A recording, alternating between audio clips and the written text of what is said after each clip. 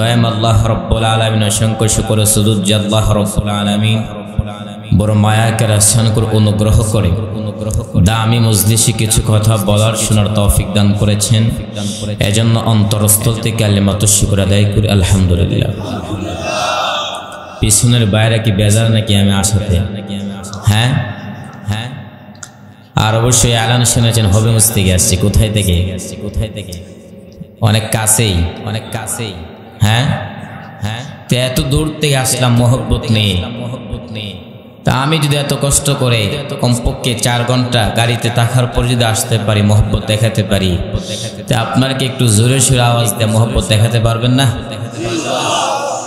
যতটুকু আওয়াজ করেছেন ভালোবাসা বহিঃপ্রকাশ পাই নাই।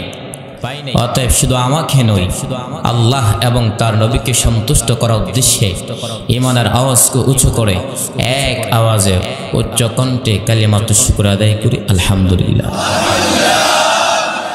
লাখ করে দুরুদ ও সালাম সাইয়্যিদুল মুরসালিন রাহমাতুল লিল আলামিন শাফিউল মুজনুবিন খাতামুন নবিয়্যিন সাইয়্যিদুস সাকালাইন ইমামুল মুরসালিন শাফি আযম রাসূল আকরাম জনাবে হযরত মুহাম্মদুর রাসূলুল্লাহ সাল্লাল্লাহু আলাইহি সাল্লামের উপর।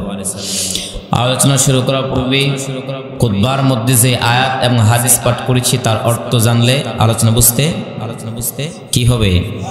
সহজ হবে। আল্লাহ বলেন, ইয়া